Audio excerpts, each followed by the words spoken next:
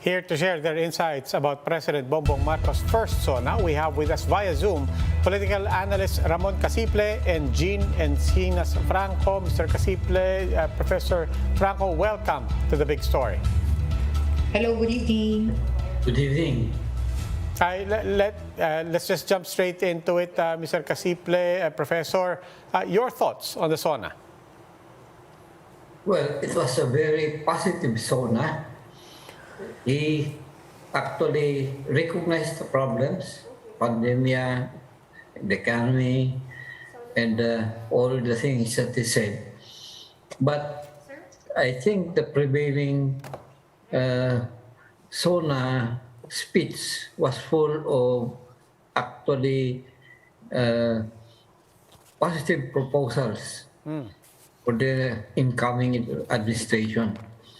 He was not very shy in that, and he really wants to give, a bit of enthusiasm into the people. After all these 2 years of pandemia, that is a good thing. Professor Franco, just your thoughts before we go deeper into the contents of the SONA per se. Did you note anything in terms of a departure from the agenda of the previous administration relative to this? We take note that there was no mention of drugs, there was no mention of crime, there's no mention of peace and order, and yet he talks about continuity. What does that signal in terms of where his programs are anchored and relative to where the Duterte administration had left us? Oh, of course, it was a speech that has much more details compared to his inaugural speech. But indeed, there's no mention of corruption, anti-corruption strategies, which were often mentioned by previous presidents in their SONA, even President Duterte. There was also no mention about human rights violations. So these are the things that were not really mentioned, no? In the speech. So when he said that the state of the nation is sound, it's also quite a disservice to people who have suffered, who have been victims of extrajudicial killings during the past administration. Hey, Professor, a lot of promises when it comes to both the economic and the agricultural fronts. For example, economic projections such as 3% national deficit to GDP ratio by 2028, less than 60% government debt to GDP ratio by 2025. Meron din pong yung loan condonation program. Also, the promises to bring food prices down. How realistic are these promises? Professor Jean? Sorry. Well, of course, since it's his first SONA, there will definitely be a lot of proposals, and that would be left to Congress to sort of prioritize, no? But then there are some proposals that may really be very hard to realize, such as, for instance, the National Land Use Act, which has languished in the legislative mill for in past Congresses. So I don't know what will make a difference in his administration that will make Congress have it approved.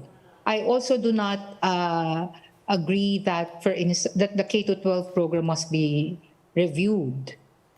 Because it's not anymore. We wanted to have it passed before because we wanted to align our educational system with the rest of the world, and so it's a pity that it's now going to be reviewed in the aim that it might be scrapped. So I hope it doesn't push through. Okay, Mr. Casiple, nabanggit yung National Land Use Act, certainly something that all past Congresses have glaringly failed to act on. But to the point of, the feasibility, the viability of finally getting this through. Of course, the big backdrop here is you have the Senate, you have the new Senate President there, you have the new Speaker of the House. He has a super majority, once again, even bigger than what President Duterte had. How much difficulty or ease will President Marcos have with this Congress? Well, the Congress definitely is a body that is very supportive of the current administration.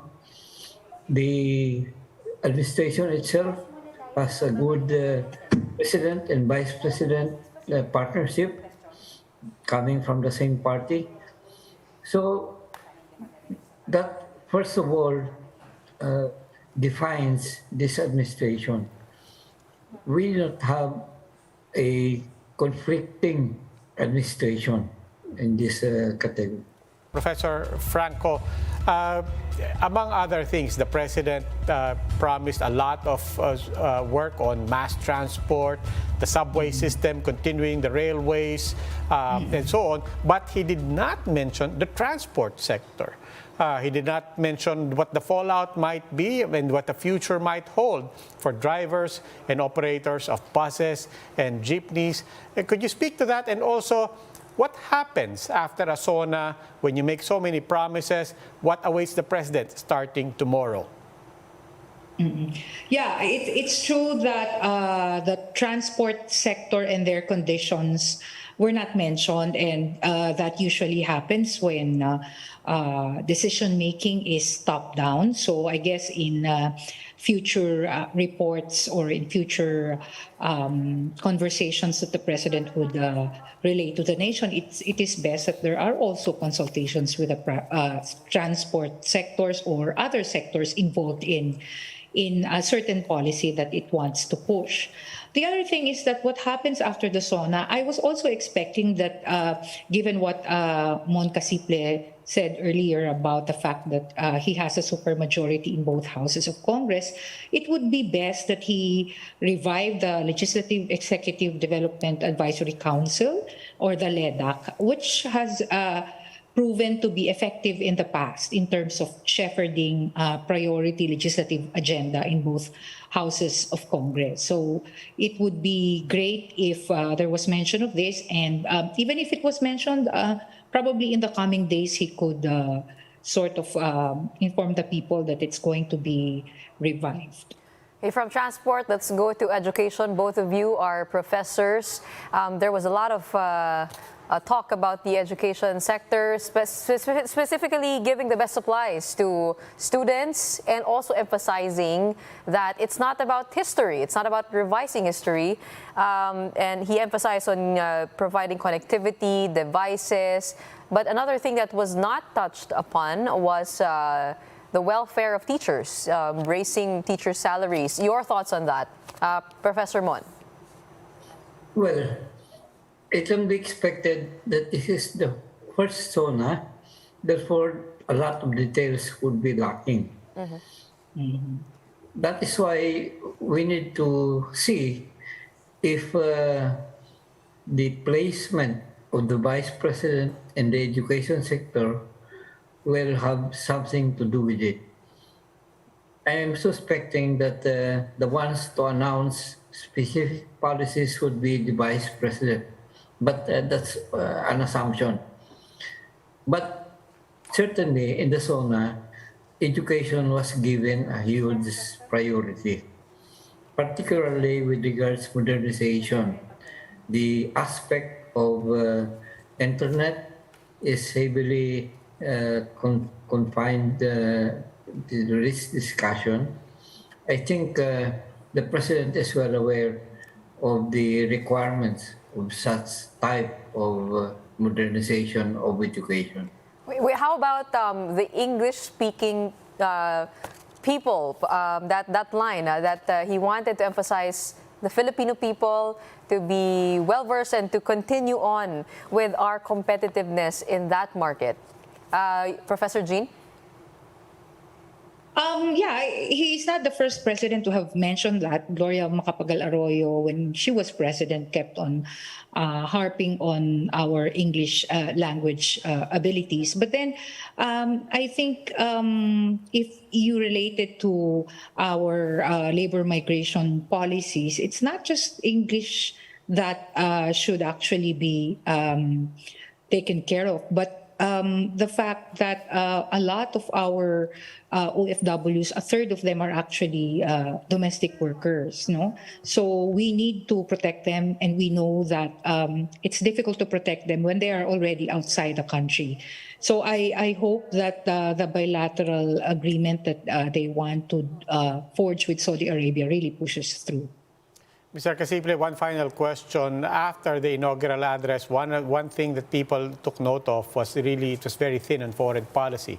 This time, President Marcos says very clearly, without mentioning any nations, very clearly saying we will not cede any inch of our land and of our sovereignty. He also said that we will be friends to all, enemy of none, but again stressing that we will not back down when it comes to defending our nation. Is that enough, do you think, for him to lay down at least some footing for his foreign policy directions? Well, certainly it revives the question of our relations with the two major powers that actually confronts us. China, for example, we still have a lot to do with solving the South China Sea problem. The US has, interestingly, a bit hesitant in, I think, in handling the Marcos government. That is why I think the foreign policy that in his speech is actually more of a tentative position. I don't think it will be the final position, and I'm expecting to some degree in the coming months that a lot would be more specific in this regard. Okay, Mr. Casiple and Professor Franco, maraming salamat po. We'll continue our discussions after the break. Keep it here on One News.